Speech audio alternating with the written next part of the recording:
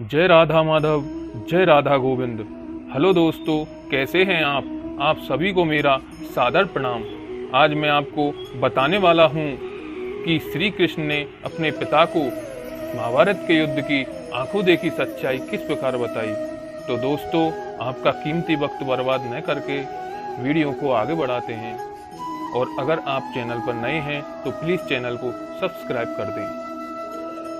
एक बार वसुदेव जी ने अपने पुत्र श्री कृष्ण से पूछा, बेटा, मैं प्रतिदिन बातचीत के प्रसंग में लोगों के मुंह से सुनता रहा हूँ कि महाभारत का युद्ध बड़ा अद्भुत हुआ था, परंतु तुम तो उसे अपनी आंखों देखे आए हो और उसके स्वरूप से भी भलीभांति परिचित हो, इसलिए मुझे उसका यथार्थ वर्णन करो। महात्मा पांडवों का भीष्म, कर्ण, कृपाचार्य, द्रोणाचार्य और शल्य आदि के साथ किस प्रकार युद्ध हुआ था तथा दूसरे देशों के रहने वाले जो अस्त्र विद्या में निपुण क्षत्रिय वीर थे, उन्होंने किस तरह युद्ध किया था। पिता के इस प्रकार पूछने पर भगवान श्री कृष्ण अपनी माता के सामने ही कौरव वीरों की मृत्यु से संबंध रखने वाली कथा सुनाने लगे। श्री कृष्ण ने कहा, हे पिताजी, महाभारत युद्ध में काम आने वाले क्षत्रिय महात्माओं के कर्म बड़े अद्भुत हैं।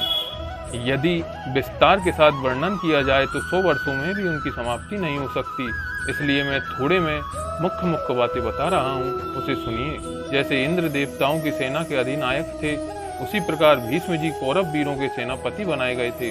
उनके अधीन 11 अक्षौहिणी सेना थी। पांडव पक्ष की 7 अक्षौहिणी सेना के अधिनायक शिखंडी थे।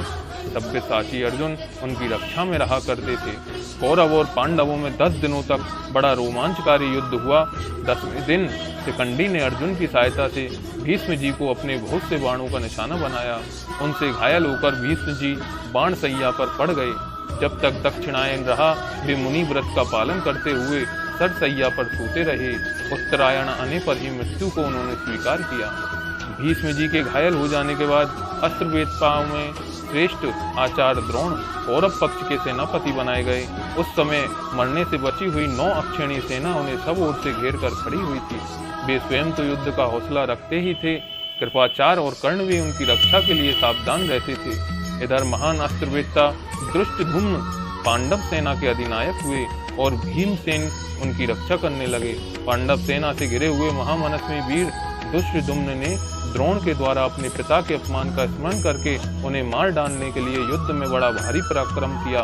धृष्टद्युम्न और द्रोण के उस भीषण संग्राम में नाना दिशाओं से आए हुए वीर राजा अधिक संख्या में मारे गए।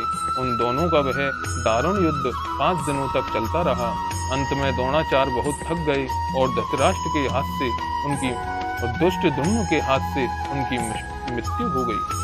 द्रोण के मारे जाने पर दुर्योधन की सेना का नेतृत्व कर्ण के हाथ में आया।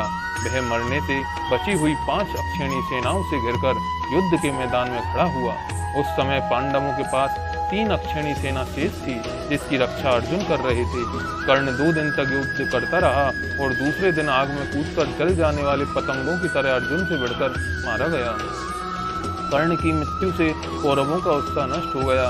वे अपनी शक्ति खो बैठे और 3 अक्षौहिणी सेनाओं से घिरे हुए मद्राज शल्य को सेनापति बनाकर मैदान में आए। पांडवों के भी बहुत से सैनिक और वाहन नष्ट हो गए थे। उनमें भी अब उत्साह नहीं रह गया था, तो भी वे शेष बची हुई 1 अक्षौहिणी सेना से घिरे हुए युधिष्ठिर को आगे करके शल्य का सामना करने के लिए बढ़े। कुरुराज युधिष्ठिर ने दोपहर होते होते अत्यंत दुष्कर्म पराक्रम दिखाकर मद्रराज शल्य को मार गिराया। शल्य के मारे जाने पर अमित पराक्रमी महामना सहदेव ने कलह की नींव डालने वाले शकुनी मामा को यमलोक का अतिथि बनाया। उसकी मृत्यु हो जाने पर राजा दुर्योधन बहुत दुखी हो गए। उसके बहुत से सैनिक युद्ध में काम आ चुके थे, इसलिए वह अकेला ही हाथ में गदा लेकर रणभूमि से भाग निकला। इधर महाप्रतापी भीमसेन क्रोध में भरकर उसका पीछा कर रहे थे। उन्होंने देवपायन नामक हद में पानी के हद में अंदर जाकर छुपे हुए दुर्योधन का पता लगा लिया और मरने से बची हुई सेना के द्वारा उस पर चारों ओर से घेरा डाल दिया। फिर 5 पांडव बड़ी प्रसन्नता के साथ तालाब में बैठे हुए दुर्योधन के पास जा पहुंचे। उस समय भीमसेन ने उसे अपने भगवानों के द्वारा खूब पीड़ित किया। उनके कटु वचनों से व्यथित होकर वह पानी के बाहर निकल आया और हाथ में गदा ले युद्ध के लिए तैयार हो गया। तब महाबली भीमसेन ने सब राजाओं के देखते देखते पराक्रम करके उसे मार डाला। तदंतर जब पांडवों की सेना अपनी छावनी में निश्चिंत सो रही थी, उसी समय द्रोण पुत्र अश्वत्थामा ने अपने पिता के वध को न सहने के कारण आक्रमण किया और सबको सोते में ही मार डाला। इस घमासान में पांडवों के पुत्र, सैनिक और मित्र सब काल के ग्रास बन गए। मेरे और सात्यकी के साथ केवल 5 पांडव बचे हुए हैं। कौरवों के पक्ष में कृपाचार्य, कृतवर्मा और अश्वत्थामा ही जीवित हैं। पांडवों का आश्रय लेने के कारण धृतराष्ट्र पुत्र युधिष्ठिर की भी जान बच गई। बंधु बांधवों सहित कौरवराज दुर्योधन के मारे जाने पर विदुर और संजय धर्मराज युधिष्ठिर के आश्रय में आ गए हैं। इस प्रकार वह युद्ध 18 दिनों तक जारी रहा। उसमें जो राजा मारे गए उन्हें स्वर्ग का निवास प्राप्त हुआ। ये रोंगटे खड़े कर देने वाली कथा को सुनकर यदुवंशी लोग दुख और शोक से व्याकुल हो गए। तो दोस्तों, आज की वीडियो में बस इतना ही। आपको मेरे द्वारा बताई गई जानकारी अच्छी लगी हो तो प्लीज लाल बटन दबाकर चैनल को सब्सक्राइब कर दें, जिससे आगे भी आपको नई ऐसी ही रोचक जानकारी हमारे द्वारा मिलती रहे, हमारे चैनल द्वारा आपको प्राप्त होती रहे। मिलते हैं अगली वीडियो में, तब तक के लिए हर हर महादेव, हर हर नमः शिवाय।